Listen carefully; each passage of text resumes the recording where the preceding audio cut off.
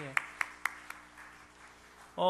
내년에도 계속적으로 이제 청년부 제자반이 계속 이어집니다, 여러분. 그래서 기도하시면서 꼭 이 과정 속에 하나님의 은혜를 더 경험하는 역사가 있으면 좋겠습니다. 우리 다시 한번 앞뒤 좌우로 인사하실 때 기도의 능력을 경험하기를 소원합니다. 우리 인사하겠습니다.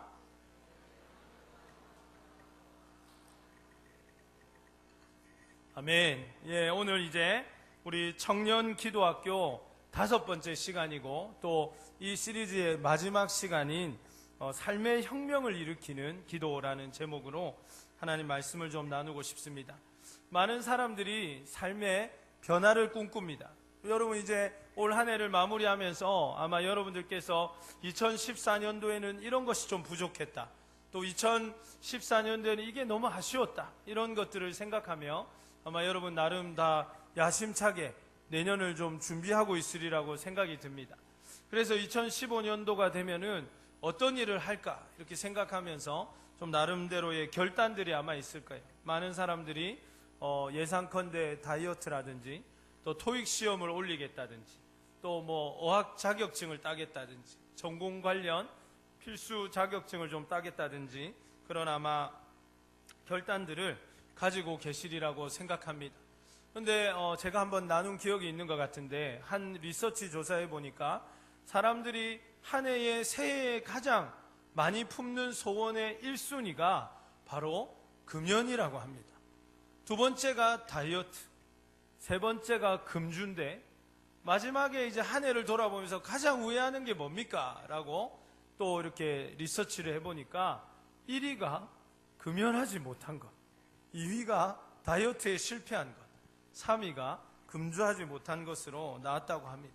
그러니까 이게 사실은 우리에게 늘 단골 메뉴로 대학생들 또 직장인들은 또 거기에 맞는 또 여러 가지 각오와 기대가 있는데 잘 되지 않는 것이죠.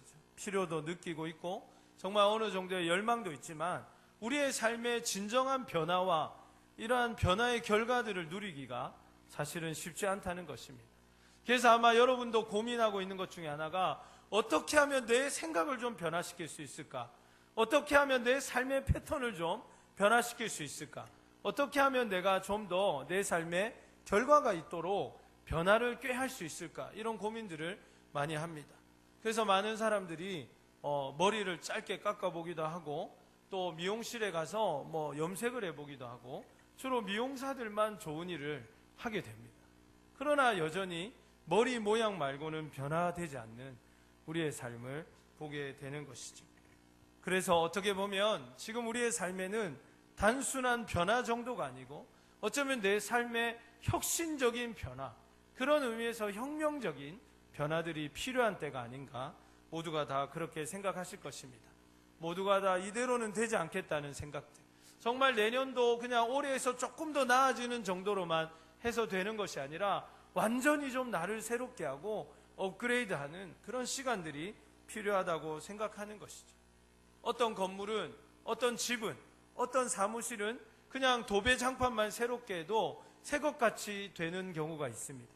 또 어떤 집은, 어떤 건물은 그저 이렇게 재건축만 이렇게 좀 손을 조금만 이렇게 봐서 리모델링만 해도 완전히 새것 같아지는 그런 경우도 있죠.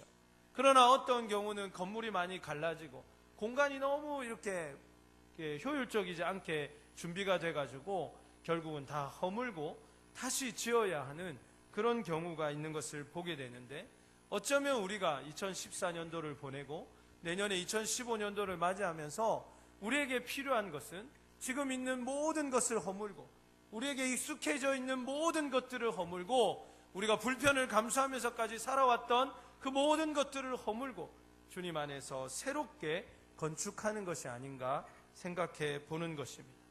사랑하는 여러분, 그것이 어떻게 가능하겠습니까? 어떻게 하면 우리의 삶에 진정한 변화, 이 혁신적인 삶의 혁명을 가져올 수 있겠습니까? 그 비결은 오늘 본문의 말씀에서 우리가 지금까지 5번에 걸쳐서 나누었던 말씀에서 있었듯이 그 비결은 바로 기도인 것입니다. 이것이 어떻게 가능한지 오늘 말씀의 은혜를 나누면서 2015년도에는 진정으로 여러분의 삶과 여러분의 모든 삶의 영역에 온전한 주님의 변화의 능력이 임하시기를 간절히 소원합니다. 그래서 오늘 본문에 먼저 말씀을 보시면 12절에 용서에 대한 이야기가 나옵니다. 여러분, 죄에 대한 용서의 이야기가 오늘 12절에서 예수님이 말씀하고 있는 기도의 내용인 것이죠. 우리가 예수님이 가르쳐 주신 기도를 살펴보면 먼저 하나님이 누구인지에 대한 우리의 마음가짐을 새롭게 해주는, 하나님과 우리의 관계를 재정립해주는 그런 말씀이 첫 번째 등장했었고, 그리고 하늘의 것을 구하는 기도가 두 번째 범주에 있었습니다. 세 번째는 무엇입니까? 우리의 매일의 필요를 향한 하나님의 기도가 있었다는 것이죠.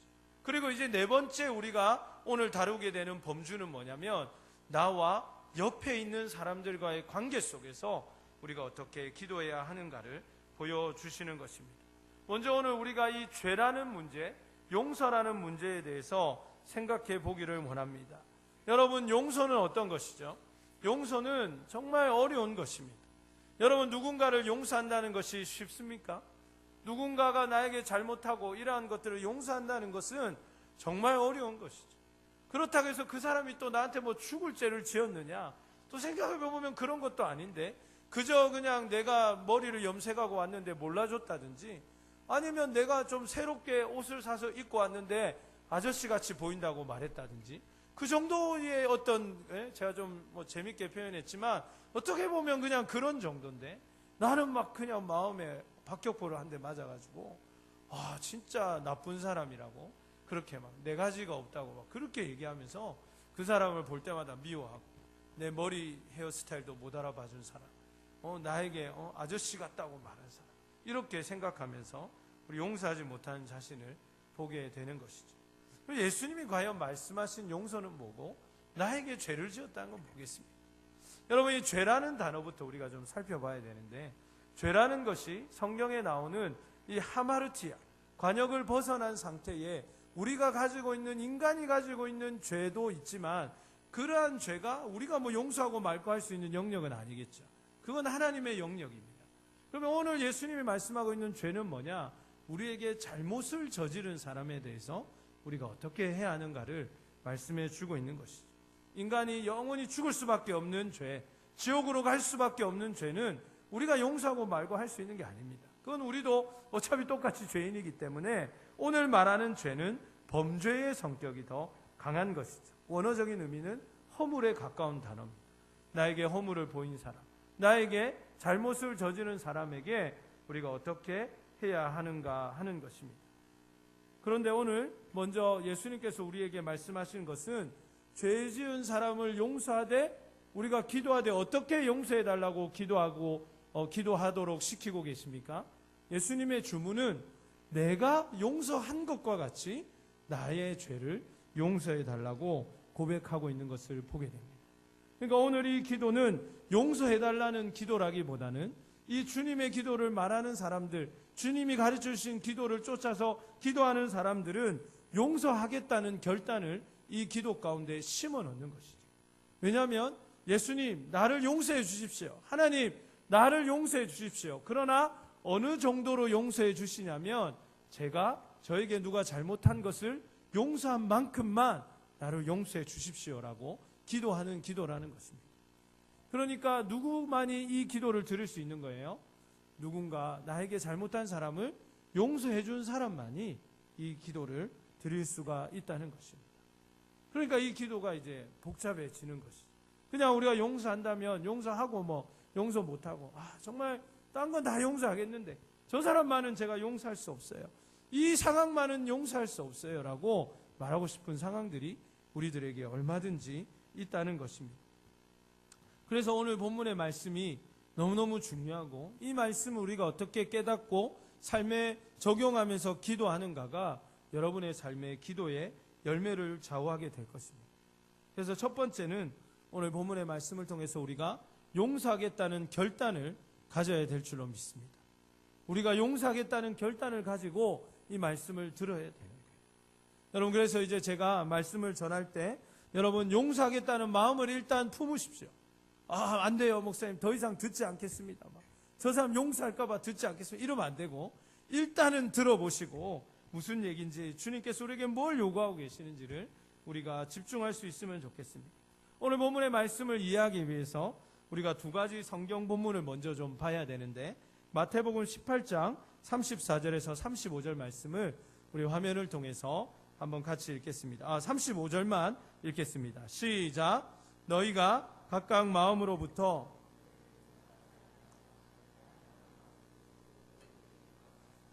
아멘. 자, 이 이야기가 무슨 이야기냐면 한 마을에 아주 큰 빚을 진 사람이 있었어요. 성경에 보면 만 데나리온입니다.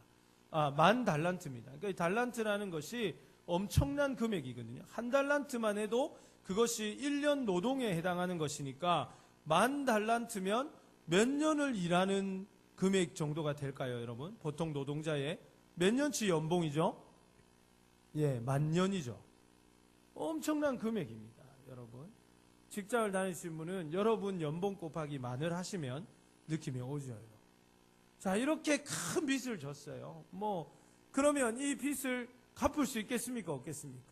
도저히 갚을 수 없어요. 그래서 이 사람이 요청을 합니다. 이제 니 빨리 돈 내놔 이렇게 하니까 제가 돈이 없어가지고 막 우니까 네가 또 우니까 내 마음이 약해진다 이러면서 그 사람이 이제 용서를 해줘요. 이 비유가 그렇습니다. 18장에.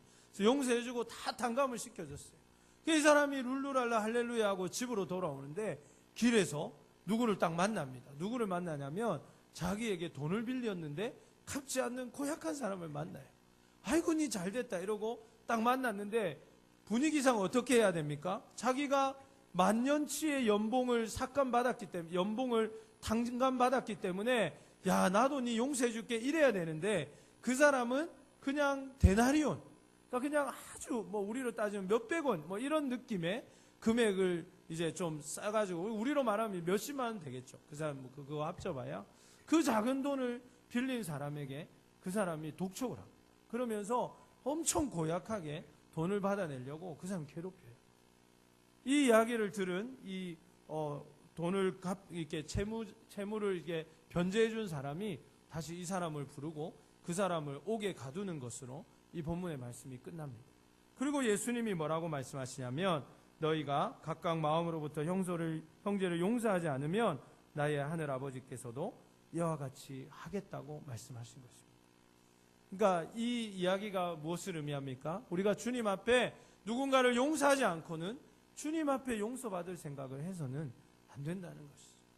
그리고 두 번째는 무엇입니까? 이 18장의 본문이 우리에게 말씀해 주는 것은 누가 가장 큰 용서를 받은 사람이라는 거예요? 바로 나라는 것입니다. 내가 가장 큰 용서를 받은 사람. 그렇기 때문에 나보다 더 큰 용서를 받은 사람이 없기 때문에 우리가 다른 사람에 대해서 왈가왈가 할 수 있는 게 아니라는 것입니다. 그냥 상대적으로 내가 저 사람보다 더 낫고 내가 저 사람보다 더 잘하고 있고 내가 욕먹을 게 없고 비방받을 게 없고 이렇게 생각할 문제가 아니고 내가 가장 큰 용서를 받은 사람이라는 거죠. 그러니까 우리가 할 말이 없다. 다른 사람의 허물을 볼 때 할 말이 없다는 거죠. 내가 가장 허물이 많은데 가장 큰 용서를 받았기 때문에 내가 누군가의 허물을 보면서 그거 가지고 말하고 떠들고 다니는 것이 이렇게 어리석은 그 사람처럼 너무 어리석은 거라는 것을 예수님이 예로 말씀해 주시는 것입니다. 우리 이어서 한번 읽어볼까요? 오늘 말씀은 본문은 12절에서 13절인데 바로 다음인 14절과 15절에서 부연 설명이 나옵니다. 읽습니다. 시작.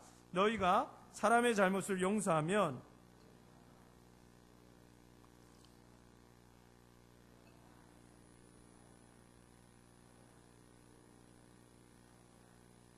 아멘. 자, 이겁니다, 여러분. 그러니까 예수님께서 우리에게 이 기도를 통해서 말씀해 주시는 것은 용서라는 것이죠.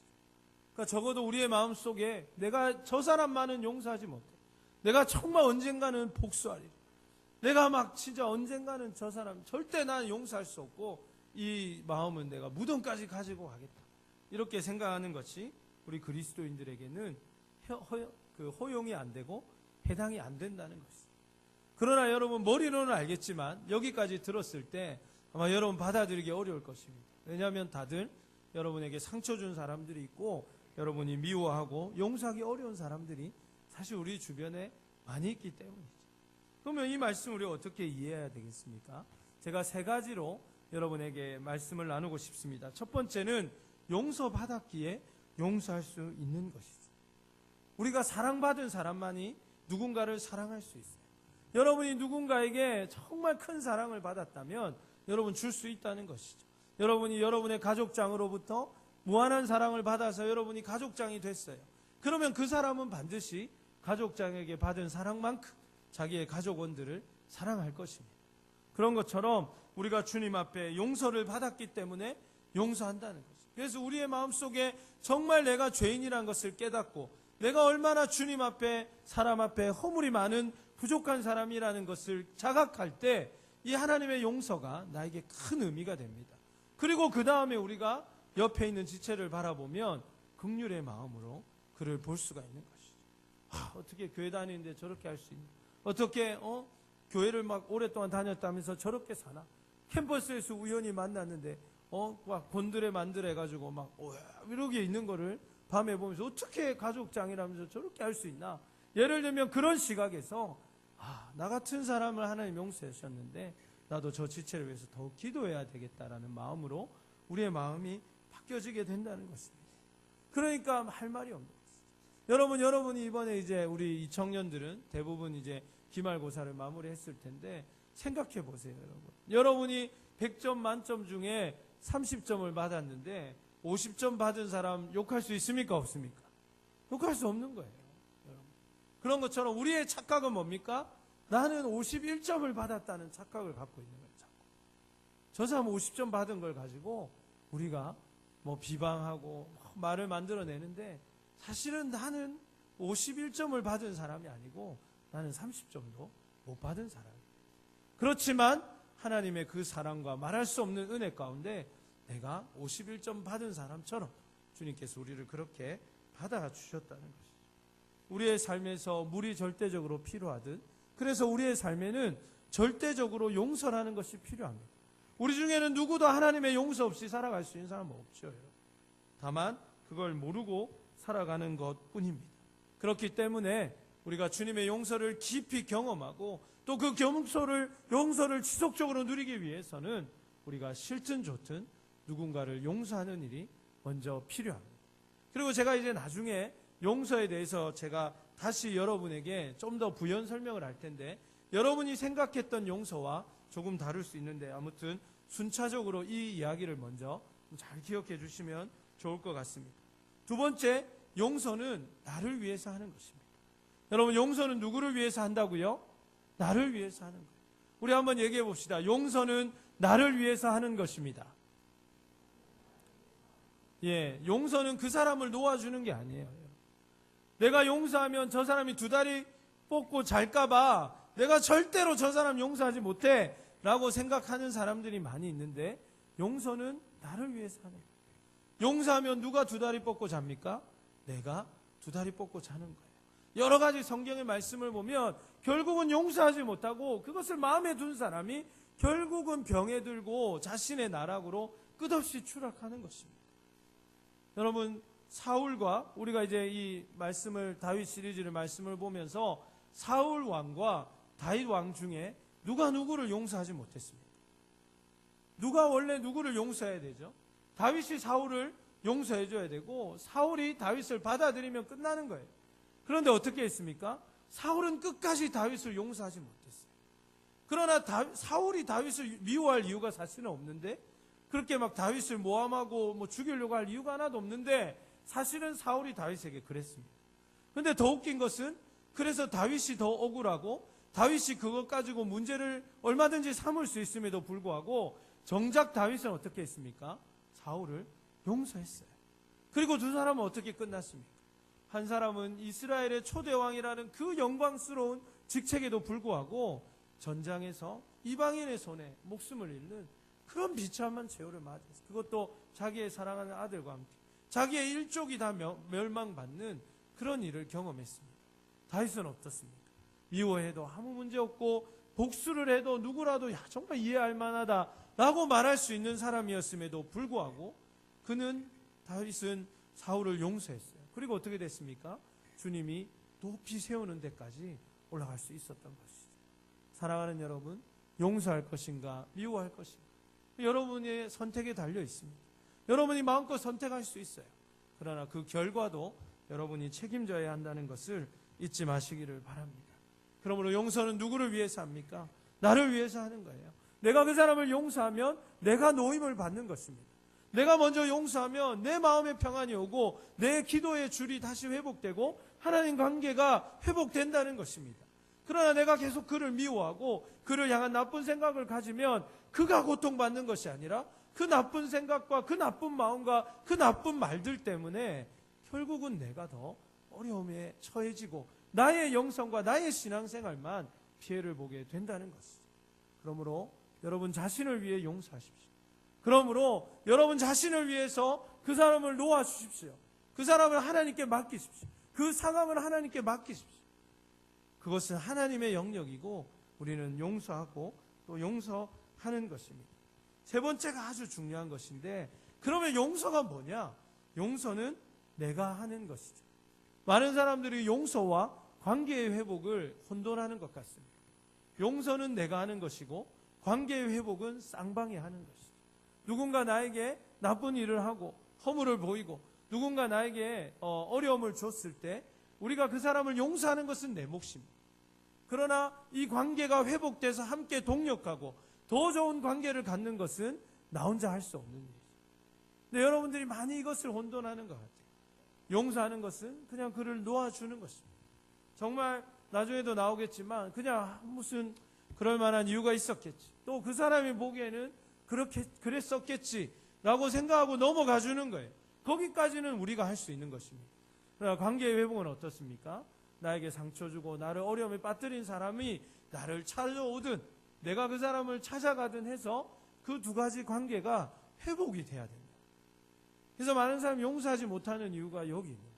그리고 많은 사람이 용서하면서도 여전히 굴레 속에 빠져있는 이유도 여기 있습니다. 용서와 관계의 회복을 분리해서 생각하십시오. 용서는 내가 하는 것입니다. 그러나 관계의 회복은 주님의 뜻과 은혜 가운데 주님의 때가 될 때 서로가 함께 해야 하는 것이죠. 그러므로 여러분이 용서하면서 관계의 회복까지 너무 이렇게 부담을 갖지 마시고 내 마음속에서 그를 용서하는 것입니다. 그러므로 용서는 미움을 떨쳐내는 것이라고 말할 수 있겠죠. 그가 나에게 올 수 있는 문을 열어주는 정도로 할 수 있겠죠. 그러나 내가 열어놓은 문에 들어오는 것은 상대방이 결정하고 행동해야 하는 영역일 수가 있는 것입니다. 그래서 여러분, 적어도 한 사람을 향한 미움, 그를 향한 미움만큼은 반드시 떨쳐내시기를 바랍니다. 그럴 때 우리가 주님이 주시는 용서의 은혜를 경험하게 되고 내 영혼이 충만한 사랑으로 뒤덮여지는 것을 경험하게 될 것입니다. 그래서 제가 여러분에게 용서를 위한 4가지 팁을 좀 드리려고 합니다. 첫 번째는 먼저 미움을 제거하는 것이죠. 정말 막 볼 때마다 막 믿고 싫고 그런 마음이 들 수 있는데 그냥 저분도 주님이 사랑하는, 주님이 나를 사랑하셨다면 반드시 저 사람도 사랑하고 계실 거라는 분명한 확신을 가지고 그에 대한 미움을 제거하는 것입니다. 여러분, 우리가 하나님 앞에 누군가를 미워하도록 허락받은 적이 있습니까? 우리가 누군가를 미워해도 좋다고 주님이 우리에게 한 번도 허락해 주신 적이 없습니다. 그렇기 때문에 미워해서는 안 되겠다는 생각이 먼저 우리에게 있어야 하는 것이죠. 두 번째는 상대방의 마음을 최대한 이해할 수 있도록 노력하는 것입니다. 어떻게 저럴 수 있나가 아니라 저렇게 할 수 있었겠구나 라고 생각해 보는 것이죠. 왜 저렇게 말할까라고 생각할 때 저 자리에 있으면 그럴 수 있겠구나 하는 것입니다. 제가 여러분 상담하다 보면, 신방하다 보면 부모님에게 그런 어떤 안타까운 마음들을, 또 특히 이제 직장에 있는 우리 청년들이 그런 것들을 많이 호소하기도 하고 관계의 어려움을 호소하기도 합니다. 오늘 또 우리 사랑하는 우리 영식 형제와 또 희민 형제가 오래간만에 왔는데 군복무하면서, 우리 또 태연이도 왔고 군복무하면서 또 상사가 믿고 선임이 미워질 때가 있겠죠.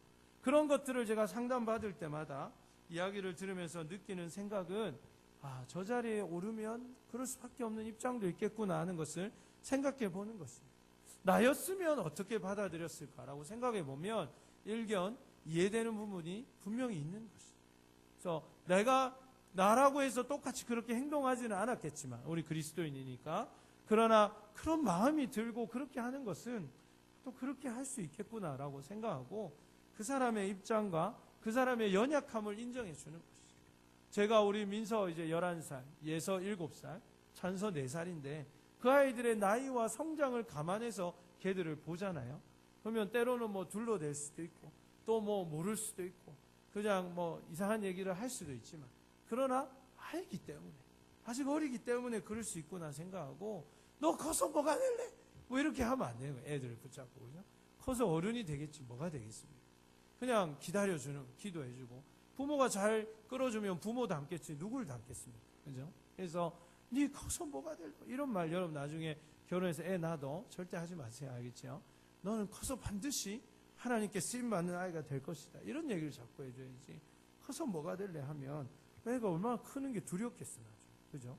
그 여러분 제가 뭐 좀 우스갯소리로 얘기했지만 자꾸 그렇게 애한테 부담 주고 미래에 대한 어떤 겁을 주면 애가 그 미래가 오는 게 얼마나 싫겠습니까?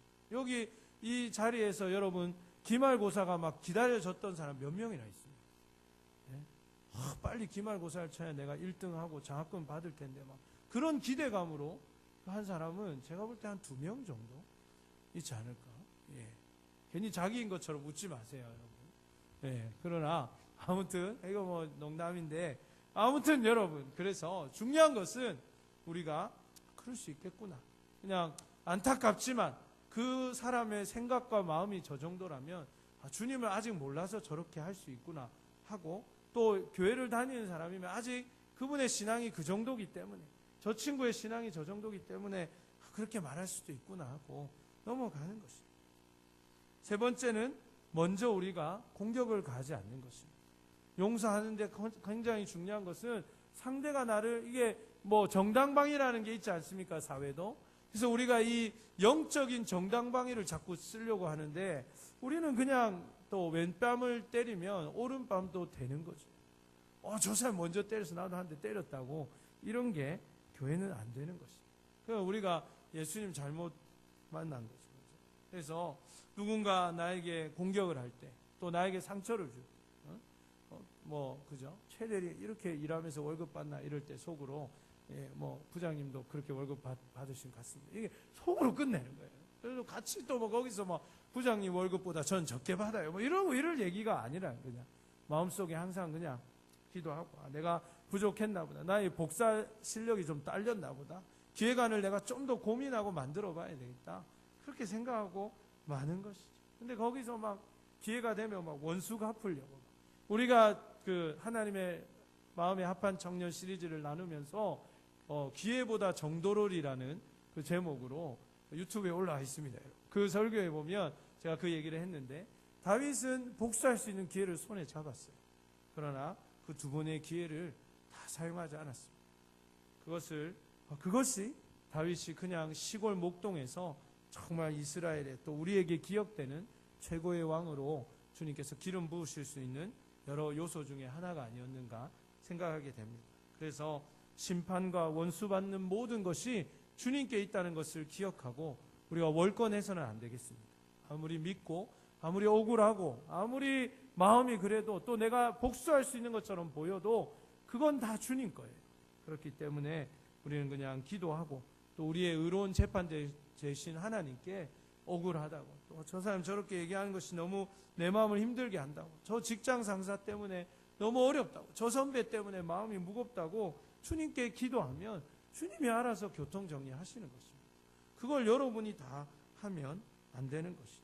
사장이 사장 일을 하듯이 하나님이 하나님 일을 하시는 거지 우리가 그것을 대신할 수 없는 거죠. 말단이 뭐 그렇다고 사장 노릇 할 수는 없는 거 아니겠습니까? 마지막으로 그 사람이 잘못을 인정하고 용서를 구하거나 이해를 구한다면 우리는 모두 용납해야 해요.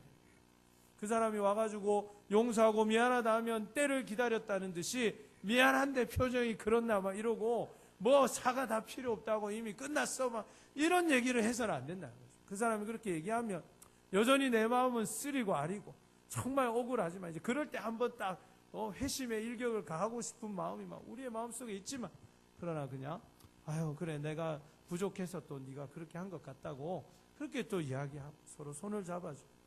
내가 뭐 부족하고 기도가 부족해서 그런 거라고 그렇게 한번 안고 더 좋은 동력으로 나갈 수 있도록 해야 한다는 것입니다.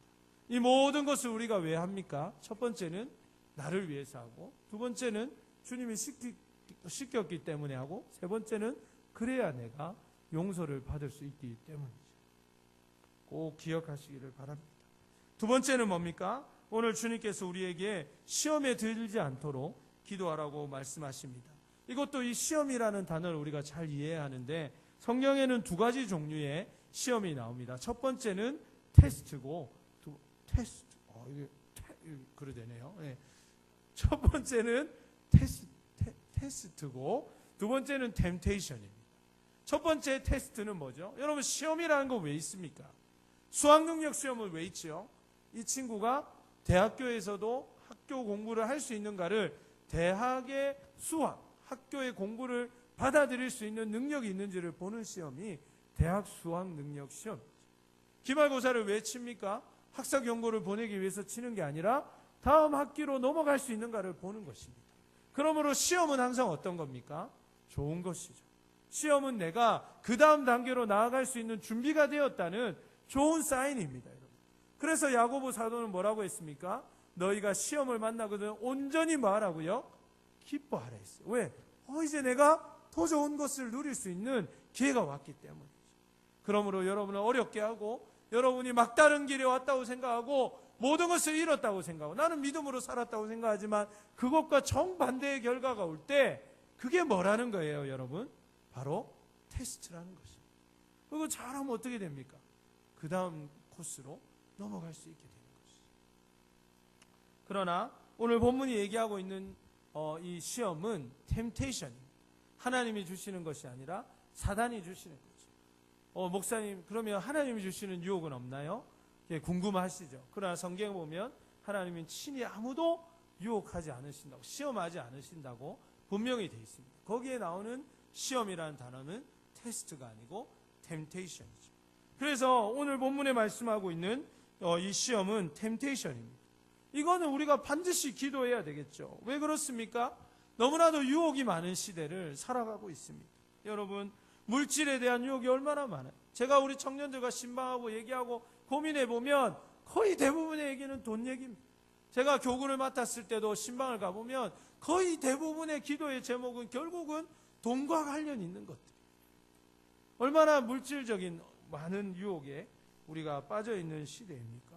육적인 유혹은 또 어때요, 여러분? 요즘 뭐 매일 와가지고 한번 클릭해보고 기사 궁금해가지고 들어가 보면은 뭐 그래 추운 날씨에 또 시원하게 입고 나와가지고 그러고 있는 거예요, 여러분.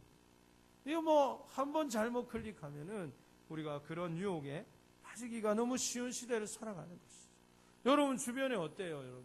정말 이게 뭐 너무 이제 이러한 죄를 짓기가 쉬운 시대가 와버렸다는 것입니다. 명예에 대한 유혹은 어떻습니까? 뭐든지 한 자리 하고 싶은 욕망. 인간에게는 그런 욕망이 있죠. 그렇기 때문에 더 높은 것, 더 좋은 것, 그렇게 많은 사람 앞에 막 자기를 드러내고 싶은 욕망이 우리들 가운데 다 있는 것입니다. 이러한 많은 시험거리들 앞에서, 우리를 유혹하는 많은 환경들 앞에서 기도하지 않고 여러분 어떻게 이겨낼 수가 있겠습니까? 네? 배가 많이 고픈데 짜장면 집 앞을 어떻게 그냥 지나갈 수 있겠어요? 제가 정말 식사를 맛있게 하고 지나가는데 은은한 커피 향을 어떻게 이겨낼 수가 있겠습니까? 그런 것처럼 우리에게는 연약한 우리의 삶에 대한 분명한 인지가 필요하다. 쉬운 말로 얘기하면 우리는 유혹받기 쉽다는 걸 인정해야 됩니다. 목사님 저는 뭐 그냥 주님 함께 하시고 의지가 강력하기 때문에 저는 뭐 그냥 이성의 유혹에도 빠지지 않고 유혹받지 않고 주님만 볼 수 있습니다. 이렇게 말하는 사람이 가장 먼저 넘어지는 것입니다. 베드로가 그렇잖아요. 그죠? 주님 나 베드로입니다. 모든 사람 다 예수님 떠나도 저는 예수님 안 떠나 끝까지 함께 하겠습니다 하고 3번을 딱 부인한 게 베드로예요. 그러고 이제 고기 잡으러 가잖아요. 열받아가지고 가슴이 찢어져가지고 그러면 이제 잘못해서라도 뭐 좀 교회를 세우거나 이랬어야 되는데 베드로가 바로 막 그냥 고기 잡으러 가는 것을 우리가 보게 되는 것입니다. 너무 많은 유혹이죠. 여러분. 육신의 정욕, 안목의 정욕, 이생의 자랑에 빠져가지고 좀 더 나를 드러낼 수 있는 방법이 무엇이 있을까? 그냥 뭐 똑같은 기능인데 이왕이면 뭐 마크 하나 찍힌 옷이 더 잘 팔리고, 그죠? 여러분들도 다 그냥 브랜드 있는 거, 브랜드 있는 그 뭐 화장품 이런 거 쓰고 싶잖아요. 물론 커버력이 다르다고 말할 수 있겠지만, 그러나 뉴스의 그 여러 가지 매체들의 결과를 볼 때 결국은 다 똑같다고 합니다. 그 뭐 한 군데 연구소가 만들어 가지고 그거를 그냥 한 7군데 보낸대요. 그 연구소를 빨리 찾아내시길 바랍니다. 그럼 더 싸게 살 수 있겠죠. 아무튼 그래서 여러분, 그런 것에 우리가 막 그런 좋은 가방을 들면 왠지 내가 더 돋보이는 사람 같고, 좀 비싼 옷을 입으면 내가 좀 더 돋보이는 사람 같이 느껴지는 그런 유혹을 우리가 갖고 있는 것이죠. 여러분, 왜 우리가 꼭 좋은 차를 타야 되고, 왜 우리가 꼭 좋은 집에 살아야 되고, 왜 우리가 꼭 좋은 직장을 다녀야 됩니까? 왜 여러분 그렇게 힘들게 자격증 따고 맨날 목사님한테 신방받고 상담하고 왜 그래야 됩니까? 그 이유가 여러분 좀 더 그게 좋아 보이기 때문이면 여러분 생각을 바꿀 필요가 있습니다. 그건 우리가 주어진 삶이 아니에요. 우리의 추구하는 고민은 뭡니까? 이것이 하나님의 영광과 나라를 이루는데 관련이 있나 없나, 이거죠. 그러다 보면 하나님이 좋은 것 주시면 좋은 것 누리는 거지만 그것이 목적이 되어서는 절대로 안 된다는 것입니다. 얼마나 우리의 눈과 귀와 생각과 마음을 현혹시키는 세대 가운데 우리가 살고 있습니까? 심지어 더 무서운 것은 뭡니까? 우리가 여기에 몸이 푹 빠져 있음에도 불구하고 그것을 몰라서 계속 그것에 머물러 있다는 게 무서운 것이죠. 내가 정말 하나님이 원하시는 방향이 아니라, 주님이 나에게 가르쳐 주신 기도의 방향이 아니라 세상의 유혹에 끌려가면서도 이것이 유혹인지 모르고 가고 있다는 것입니다. 이게 얼마나 무서운 것입니까? 네? 우리 지난번에 동성애 특강도 들었지만 대부분의 사람들이 동성애가 얼마나 처참하고 비참한 결과로 끝나는지도 모르고 시작해서 자기가 이미 생각을 할 때는 빠져나올 수 없다는 거예요. 마약도 마찬가지고 도박도 마찬가지입니다. 그렇지 않나요? 여러분, 사람들이 왜 질식사해서 죽습니까? 그냥 이렇게 막 호흡이 가빠지고 숨이 막 못 쉬어가지고 빨리 창문을 열면 될 것 같잖아요. 그러나 사람들이 왜 질식해서 죽습니까? 정신이 몽롱해지기 때문에 자기가 질식 당하고 있는지도 모른다. 그러다가 그냥 한순간에 죽는다는 것입니다. 얼마나 무서운 것입니까?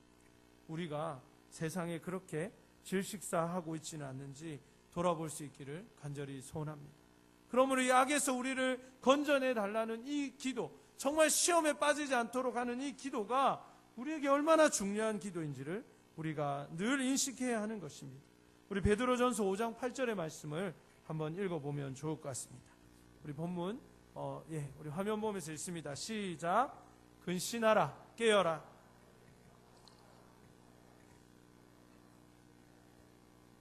아멘. 여러분, 요 조금만 그냥 잡아주세요, 화면을. 우리가 가장 많이 착각하고 있는 것이 이겁니다. 나만 잘하고 그냥 나만 조금만 생각하고 있으면 될 거라는 생각을 가지고 있어요. 그러나 우리에게는 반드시 뭐가 있습니까? 적이 있다는 것입니다. 여러분이 잘 되는 것을 못 보는, 배가 아파 죽는 그런 이 악한 세력이 있다는 것입니다. 이런 악한 세력들이 있다는 거예요. 그래서 그가 하는 일이 뭡니까? 우는 사자와 같이 삼킬 자를 찾고 있는 거예요. 우리 옛날에 어렸을 때 동물의 왕국 보면 어떻습니까? 여기서 우리는 조금 세대마다 다를 수 있는 우리지만 어쨌든 동물의 왕국을 보고 자랐던 여러분들 생각해 보십시오. 어때요? 사자가 다 이렇게 그죠? 그런 뭐 소같이 생긴 그 다음에 버팔로 이런 것들을, 얼룩말 이런 걸 보면 어떻게 합니까? 그냥 수많은 얼룩말이 있으니까 갑자기 막 뛰어 들어가가지고 마음에 드는 거 하나 딱 물고 나옵니까? 그럴 수 없죠, 여러분. 그랬다간 사자도 뼈도 못 추립니다. 그 얼룩말의 강력한 킥에 그냥 끝나는 것이죠. 어떻게 합니까? 가만히 예의주시하고 있다가 물 위에서 떨어져 나오는 얼룩말을 주시하고, 물 먹다가 막 그냥 물 맛있다고 좀 더 먹고 막 2리터 더 먹고, 이런 얼룩말 기다리는 거죠. 물 위에서 떨어지, 그리고 엄마의 보호에서 떨어지, 그런 연약한 영양, 이런 것들을 기다리고 있다가 물 위에서 떨어져 나가면 사자가 뛰어가서 그걸 덥석 문단 말이에요. 아주 중요한 영적인 원리입니다, 여러분. 오늘 이 베드로전서 5장 8절에서 베드로가 이걸 어떻게 알았는지 모르겠지만 아프리카에서 이걸 봤는지 내가 그건 모르겠어요. 그러나 중요한 건 이게 얼마나 기가 막힌 비유입니까? 사탄이 여러분을 예의주시하는 거 늘 보고 있습니다. 아이고, 그래 네가 지금은 예배 드리고, 그래 네가 가족 모임 해라, 지금은 네가 제자 훈련해라. 여름 수련회 가라. 겨울 수련회 가라. 임원해라. 그러나 언젠가 네가 이 은혜에서 떨어질 날을 내가 기다리고 있겠다는 거죠. 이 여러분의 무리에서, 이 공동체에서, 이 은혜 있는 이 시간에서 여러분들이 이 무리에서 떨어지기를 사단은 기다리고 있는 거예요. 그리고 여러분이 그 무리에서 이탈해 나올 때 사단은 여지없이 달려들어서 여러분을 먹겠다는 것입니다. 그래서 뭐라고 합니까? 깨어 있어라, 근신하라. 그렇게 얘기하는 것입니다. 모이기를 피하는 어떤 자들의 습관과도 같이 하지 말고 모이기에 힘쓰는 자가 되라고 말씀하신 것도 그와 같은 원리입니다. 그러므로 사랑하는 여러분 한 분만 잘해서 된 일이 아닙니다. 여러분이 그냥 잘 생활하고 내가 착하게만 살면 아무 일 없겠지라고 생각하면 안 돼요. 왜 그렇습니까? 여러분을 노리고 있는 우는 사자와 같은 마귀가 있기 때문입니다. 요한복음의 말씀도 마찬가지죠. 내가 온 것은 양으로 생명을 더욱 풍성히 얻게 하려 함이고, 그러나 도둑은 어떻게 합니까? 도적이 오는 것은 빼앗고 죽이고 멸망시키려 하는 것입니다. 예수님은 우리에게 생명을 주고 더 풍성히 주시기 위해서 오셨지만 여전히 악한 무리들은 우리를 빼앗고 멸망시키고 우리에게 어려움을 주고자 하는 그러한 영적인 전쟁 가운데 여러분이 그 한복판에 있다는 것입니다. 정신을 똑바로 차리지 않고 기도하지 않고 나를 이 악에서, 이 유혹에서 건져내 달라고 기도하지 않으면 우리는 그냥 그대로 나가 떨어지고 결국은 비참한 영적인 삶을 살아갈 수밖에 없다는 사실을 여러분 꼭 기억하실 수 있기를 간절히 바랍니다. 그래서 이 약한 시대 가운데, 이 패역한 세대 가운데 우리가 구할 것은 하나님의 은혜요 기도밖에 없다는 것입니다. 저도 아이를 키우는 부모의 입장에서 어떻게 아이를 키워야 될지 마음이 막막할 때가 한두 번이 아니에요. 요즘 아이들 초등학교 4학년들이 주고받는 문자도 이게 뭐 애들이 뭘 알고 하겠냐 싶어도 이게 참 그렇다 하더라고요. 요즘 여러분 신문이나 뉴스나 칼럼에서 보십시오. 초등학생들이 어떻게 이 성적으로 노출되어 있는지, 그리고 세상이 얼마나 험하고 악합니까? 이런 악한 세대 가운데 우리가 어떻게 우리의 자신을 지키고 우리의 사랑하는 사람들을 지키며 하나님 은혜 가운데 살아갈 수 있는가 하는 것입니다. 그냥 여러분 여론을 조작하는 그런 댓글에 여러분 우리가 선동되지 말고 한번 깊게 생각해 보십시오. 이 세대 가운데에 아이를 낳기도 어렵고 결혼하기도 어렵고, 그러나 아이를 어렵게 출산해가지고 유치원 보내고 어린이집 보내놓으면 그것도 불안하고, 또 군대 가면 그것도 불안하고, 수학여행을 보내면 그것도 불안하고, 그런 시대를 우리가 살아가고 있는 것입니다. 이게 남 얘기입니까? 여러분도 밤길을 다니다 보면 두려울 때가 있지 않습니까? 세대가 이렇게 악해져 버린 거예요. 누군가에게 내 정보를 주는 것이 곧 나의 재산을 주는 것과 같이 불안한 시대가 되었습니다. 이제 누군가가 여러분 와가지고 모르는 사람이 길을 가르쳐 달라고 하면 누가 친절하게 그 사람과 동행해서 길을 안내해 주는 그러한 용기를 가질 수 있겠습니까? 시대가 악해져도 너무 악해져 버린 것입니다. 여러분 매일 아침마다 여러분의 삶을 지키고 여러분의 가정을 지켜주실 하나님 앞에 무릎 꿇고 기도해야 할 줄로 믿습니다. 내가 이길 수 있고 나는 죄를 짓지 않고 나는 다른 사람과 다르다는 생각은 이미 내가 주님 안에 병들어 있는 신호일 수 있다는 것을 우리가 절대로 잊어서는 안 되는 것입니다. 우리는 단 하루도 주님 은혜 없이 살 수 없고, 우리는 단 하루도 하나님의 보호하심 아래 있지 않으면 불안할 수밖에 없는 연약한 존재라는 것입니다. 겨울이 되어서 오늘 정말 추웠는데 여러분이 코트가 없고 머플러가 없고 여러분이 방한 도구가 없이 그냥 여러분 반팔 하나 입고 밖에 나간다고 생각해 보세요. 누가 견딜 수 있겠습니까? 우리의 삶이 기도하지 않는다면 그와 똑같다는 것입니다. 여러분 매일 그냥 아침에 출근할 때 이건 여러분이 그냥 반팔 티셔츠 하나 입고 요즘 출근하는 거하고 똑같은 거예요. 누가 그렇게 어리석게 출근하겠습니까? 그런데 많은 청년들이 기도에 이 방한복을 입지 않습니다.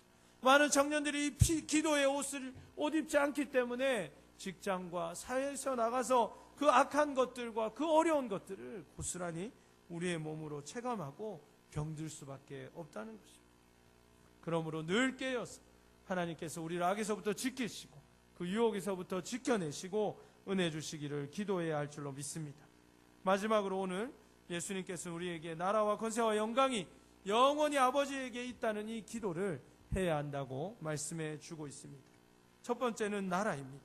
두 번째는 권세고 세 번째는 영광인데 더 중요한 것은 무엇입니까? 예수님께서 이 모든 것이 누구에게 있다고 말씀하셨습니까? 바로 우리의 아버지입니다. 여기서 예수님이 말씀하시는 아버지는 예수님의 아버지인 하나님이 아니라 우리의 아버지 대신 하나님이심을 믿어야 할 줄로 믿습니다. 그것이 바로 주기도문이 주는 첫 번째 깨달음이었습니다. 우리가 하나님께 기도하는 것이 아니라 나의 좋으신 아버지인 하나님께 기도하는 것이기 때문입니다. 사랑하는 여러분, 그분께 무엇이 있습니까? 나라와 권세와 영광이 있다는 것입니다. 그분의 권한과 그분의 능력과 권세가 얼마나 위대한 것인지를 우리가 깨달을 수 있어야 한다는 것입니다. 이번에 땅콩 하나 먹자고 그렇게 난리를 피우시다가 결국은 또 이렇게 자가용처럼 후진하시다가 큰 홍역을 치른 우리가 한 분을 잘 알고 있습니다. 저도 사실 마카다미아 참 좋아하는데요. 네, 사실 마카다미아죠. 그냥 땅콩은 아니고. 근데 그분이 그렇게 할 수 있었던 가장 근본적인 이유는 뭘까요? 아버지에 대한 절대적인 신뢰죠. 이해가 되십니까? 그러나 이건 좀 부정적이고 나쁜 방식이지만 여러분 생각해 보십시오. 우리 하나님 아버지가 정말 나의 아버지라는 것이 믿어지고 그분이 온 우주 만물과 나라와 권세와 영광을 가지고 계시는 것이 여러분 확신된다면 여러분 지금처럼 이렇게 그렇게 살고 있지는 않을 거란 말이에요. 모든 것을 가진 사람처럼 살아야 할 줄로 믿습니다. 모든 것을 이룰 수 있는 사람이냐 살아야 할 줄로 믿습니다. 하나님의 뜻 가운데 있고 아버지가 기뻐하시는 삶 가운데 있고 아버지가 우리에게 명하신 것들을 행하고 있는 그 분명한 확신이 우리에게 있다면 그래서 하나님이 나의 아버지인 것이 믿어지고 그 아버지가 그냥 그런 아버지가 아니라 온 나라와 권세와 영광을 가지신 분이라는 것을 확신한다면 우리의 기도가 달라질 것입니다. 우리의 삶이 달라질 것입니다. 여러분의 축 처진 어깨가 여러분의 불안한 마음이 바뀌게 될 것이라는 것입니다. 그러므로 사랑하는 여러분, 주님이 이 모든 나라와 권세와 영광을 가지셨다는 것을 확신하시기를 바랍니다. 그러므로 여러분 하나님께서 여러분이 모든 것을 가지신 하나님께서 여러분의 좋으신 아버지라는 것을 믿으시기를 주님을 축복합니다. 이 두 가지가 이루어지면 여러분 삶이 다릅니다. 여러분 어깨가 펴질 수밖에 없고 어떤 상황을 만나든지 간에 두려워할 이유가 없고 사람을 의지할 필요가 없어지는 것입니다. 나를 붙잡으시고 나를 인도하시고 나에게 가장 좋은 것 주시는 모든 주권과 권한과 영광을 가지신 그 하나님이 일하시기 때문입니다. 우리 에베소서 3장 6절 말씀이 어떻게 말씀하고 있는지 한번 읽어보겠습니다. 시작. 이는 이방인들이 복음으로 말미암아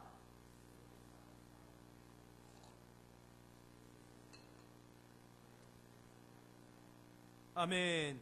자, 야고보서 2장 5절의 말씀은 우리에게 더 큰 은혜를 줍니다. 다시 한번 읽습니다. 내 사랑하는 형제들아 들을지어다. 하나님이 세상에서 가난한 자를 택하사 믿음에 부유하게 하시고 또 자기를 사랑하는 자들에게 약속하신 나라를 상속으로 받게 하지 아니하셨느냐. 아멘. 여러분 야고보 사도에게 눈에 비친 성도들도 이것을 확신하지 못하는 성도들이 많이 있었다는 것입니다. 그러나 우리의 아버지는 어떤 분입니까? 가난한 우리를 부르셔서 믿음 안에 부유함을 주시고 하나님의 나라를 상속받도록 인도하신 하나님임을 믿으시기를 바랍니다. 안 믿깁니까 여러분? 네. 이쯤 되면 더 확신이 올 줄 알았는데 여러분 믿으시기를 바랍니다. 이 믿음을 달라고 기도해야 합니다. 여러분. 네. 우리 아버지가 보통 분이 아니라는 거예요. 우리 세상의 아버지는 뭐 세상적으로 좀 유명하실 수도 있고 그렇지 못할 수도 있는데 그거는 뭐 그냥 아무것도 아닙니다. 그게 중요한 게 아니라 하늘에 계신 우리 아버지가 위대한 분이시고 그분이 나의 진짜 아버지가 되셔서 우리를 이것으로 상속받게 하셨다는 것을 믿으시기를 바랍니다. 그러니까 여러분은 다 뭡니까? 상속자들이라는 거예요. 네? 여러분이 다 상속자들인 것입니다. 여러분이 더 놀라운 것들을 받도록 이미 되어 있는 사람이라는 것을 주님 안에서 믿으시고 여러분들이 불안해하지 마시고 두려워하지 마시고 아직 열리지 않는 여러분의 미래 때문에 팔을 동동 구를 이유가 없다는 것입니다. 우리 아버지가 그렇게 대단한 분이신데 우리가 하나님만 더 깊게 만나면 그분이 우리의 전생애를 책임져 주시고 우리의 삶을 가장 위대한 것으로 인도하실 뿐만 아니라 아버지의 모든 것을 유산으로 받을 수 있도록 인도하여 주신다는 사실을 믿으시기를 주의 이름으로 축복합니다. 그래서 그분의 권세를 우리가 의지하는 것이죠. 기도라는 것은 사실 하나님의 그 권세를 인정하고 신뢰하는 것입니다. 하나님께 그 권한이 없다면 그것을 뭐하러 물어보겠습니까? 우리 임원들이, 가족장들이, 또 청년들이 저에게 목사님 이번에 이 행사 이렇게 할까요? 어떻게 할까요? 물어보는데 그건 저에게 그것을 결정할 수 있는 권한이 있기 때문에 물어보는 것이죠. 근데 어떤 청년도 저에게 와가지고 내년도 백양로 교회의 표는 뭡니까? 이런 거 물어본 사람 없어요, 저한테. 그건 제 권한의 밖의 일이기 때문이죠. 사랑하는 여러분, 하나님이 권세가 있다는 것은 무엇입니까? 여러분의 어떠한 기도도 그분의 뜻에만 맞으면 그분이 다 이룰 수 있다는 믿음의 확신인 줄로 믿습니다. 그러므로 여러분이 기도할 때 이걸 신뢰해야 하는 것입니다. 하나님께서는 우리의 모든 문제를 해결하실 수 있고 사람의 마음을 움직이실 수도 있고 그 상황을 바꾸어내실 수도 있다는 것입니다. 저는 기도 가운데 하나님께서 법을 바꾸어 일하시는 것을 본 적이 있습니다. 저는 기도 가운데 하나님께서 제도를 변경시키는 것을 본 적이 있습니다. 저는 기도 가운데 하나님께서 사람의 마음을 변화시키시는 것을 본 적이 있습니다. 저는 기도 가운데 하나님께서 도저히 일어날 수 없는 일을 일어나게 하시는 일들을 수도 없이 봤습니다. 어찌 그 하나님을 신뢰하지 않을 수 있고 우리가 믿음 없는 기도를 드릴 수가 있겠습니까? 그러므로 사랑하는 여러분, 기도 가운데 이러한 예수님의 능력을 경험하실 수 있기를 간절히 바랍니다. 마지막으로는 영광입니다. 영광. 영광입니다. 무엇입니까, 여러분? 영광에는 두 가지 종류의 영광이 있어요. 하나는 주님께서 보이시는 영광이 있고 우리가 하나님께 드리는 영광, 즉 주님께서 받으시는 영광이 있습니다. 그러니까 주님의 영광이 너무 커서 우리가 볼 수 없을 만큼의 휘황찬란한 영광이 주님께 있다는 것입니다. 그리고 우리가 또 그 영광을 주님께 다시 돌려드려야 됩니다. 짧게 말씀드리면 우리가 우리의 삶에서 그분의 영광이 우리의 삶에 임하는 것을 경험해야 합니다. 그래서 우리의 삶도 주님 안에서 그렇게 영광스러워야 합니다. 그러나 더 중요한 것은 무엇입니까?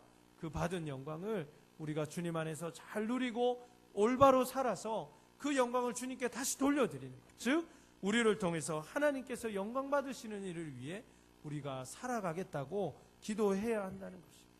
그러므로 여러분이 하나님의 영광만을 취하려고만 생각하지 마시고 그 영광을 다시 돌려드린다는 마음.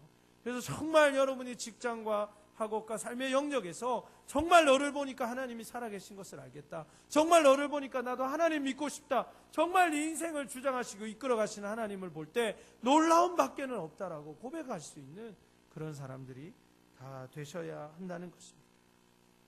사랑하는 여러분, 이 모든 것을 가능하게 하는 것이 무엇입니까? 바로 뭐죠? 기도죠. 이 모든 것을 가능하게 하는 것이 기도. 이제 말씀을 마무리하려고 합니다. 사랑하는 여러분, 제가 여러분에게 좋은 직장을 줄 수 없습니다. 제가 여러분 필요한 용돈도 줄 수 없고 여러분이 그토록 간절히 원하는 남자친구, 여자친구도 줄 수가 없습니다. 제가 여러분에게 줄 수 있는 것은 아무것도 없죠.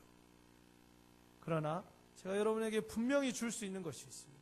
그것은 뭐냐면 이 모든 것을 줄 수 있을 뿐만 아니라 이 모든 것보다 더 위대한 것을 여러분이 누릴 수 있는 기도의 비밀입니다. 제가 여러분과 함께 5번에 걸쳐서 이 기도의 능력을 나누어 보았습니다. 여러분이 어렸을 때부터 교회를 다닌 사람들, 특히 정말 이 모태신앙부터 자란 사람들은 이 주님이 가르치신 주기도문을 얼마나 외웠겠습니까? 수도 없이 외웠겠죠. 얼마나 많이 했습니까? 그러나 우리가 이 주기도문의 능력과 숨겨진 비밀을 지금까지 모르고 살았다는 것입니다. 여러분 이제 어떻습니까? 이 5번의 기도를 통해서 이 설교의 말씀을 통해서 우리가 나누어 본 결과 이 주기도문은 그냥 우리가 한번 그냥 외우고 지나갈 만한 그러한 것이 아니라는 것입니다. 엄청난 것이 들어있는 보물상자와 같고 퍼도 계속 기름이 그냥 막 석유가 쏟아지는, 원유가 쏟아지는 원전과도 같다는 생각을, 여러분 유전과도 같다는 생각을 해보지 않으십니까? 더 놀라운 사실은 뭔가요?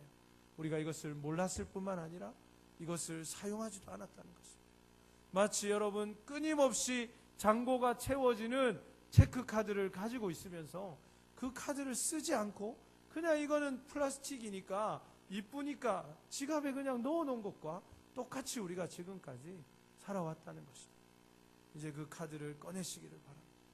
이제 여러분 하나님과 연결된 그 한 라인을 가동시키시기를 바랍니다. 여러분 이 주기도문은 하늘로 향하는 카카오톡 같은 거예요. 여러분이 언제든지 하나님께 직통으로 카카오톡을 보낼 수 있는 것입니다. 그리고 주님께서는 반드시 응답하실 것입니다.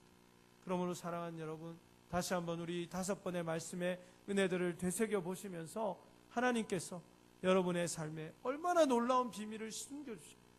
정말 하나님께서 여러분에게 직장을 바로 주신 것이 아니에요. 배우자를 바로 주신 것이 아니에요.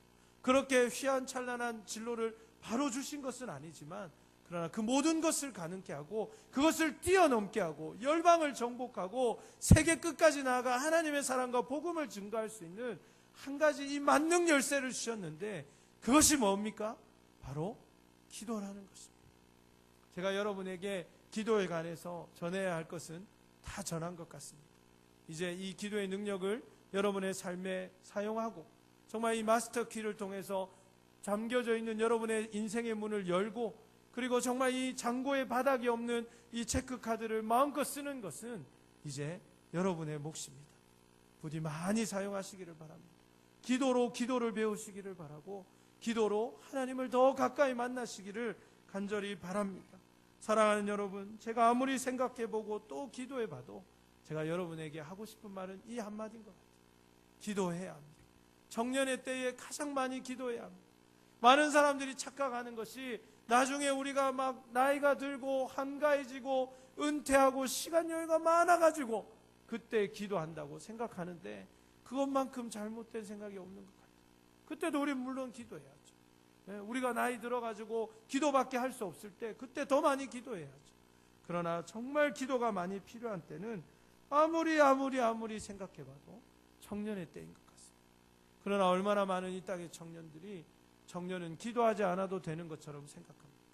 청년이 새벽 기도 나오면 쟤 왜 나왔나 이렇게 바라고, 금양년에 나오면 어휴 신기하다 이렇게. 왜 그래야 됩니까? 정말 청년의 때야말로 여러분 기도해야 될 게 한두 가지가 아니지 않습니까? 여러분이 회사를 설립할 수 있는 것도 아니고, 여러분이 정말 배우자를 만들어낼 수 있는 것도 아니고, 여러분이 많은 관계와 직장의 문제, 여러분에게 정말 아무 권한도 주어지지 않고 결정권도 없는 것 같은 그러한 모습 속에서 우리가 할 수 있는 것은 기도밖에 없죠. 그러나 그 기도가 얼마나 놀라운 능력인지를 여러분 반드시 청년의 때에 경험하시기를 바랍니다. 그래서 그 능력을 소유하시고 무엇이든지 열면 열리는, 두드리면 열리고 구하면 찾아지는 그러한 놀라운 기도의 능력을 소유하시기를 간절히 소원합니다. 주님이 가르쳐 주신 이 기도야말로 우리의 삶에 혁명을 일으키는 것입니다. 우리의 삶에 놀라운 변화를 가져다 주는 것입니다. 아무리 노력해도 그것조차 하나 바꿀 수 없는, 눈 색깔 하나도 바꿀 수 없는 우리가 기도할 때 하나님 우리의 시각을 바꿔주시는 것입니다.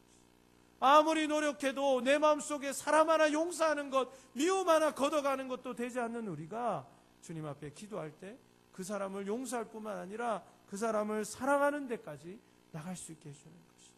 아무것도 할 수 없는 우리가 기도할 때 그 놀라운 삶의 혁명과도 같은 변화, 좀 변했네, 좀 나아졌네, 좀 달라졌네, 이런 수준이 아니라 완전히 다른 사람이 되었네 라고 말할 수 있는 그런 수준이 되게 된다는 것입니다. 늘 기도하시기를 바랍니다.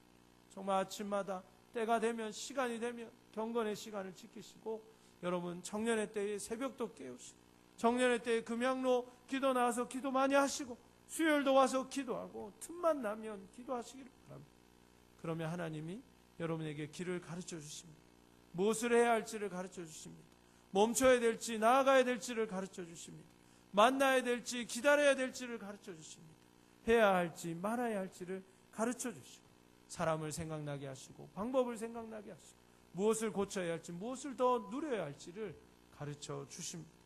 그럴 때 여러분의 삶은 풍성해지실 것이고, 여러분만 풍성해지는 것이 아니라 여러분 한 사람 한 사람을 통해서 이 기도가 우리 청년 기도원 공동체를 돕고, 이 기도가 우리 백양로 교회를 돕고, 이 기도가 이 지역 사회를 넘어서서 대한민국과 세계 열방을 변화시키는 하나님의 놀라운 혁명과도 같은 변화의 능력이 될 것인데, 그 일에 쓰임받을 수 있는 우리 청년들 되시기를 주님의 이름으로 축복합니다. 우리 다 함께 일어나서 결단의 찬송 주님 앞에 드리겠습니다.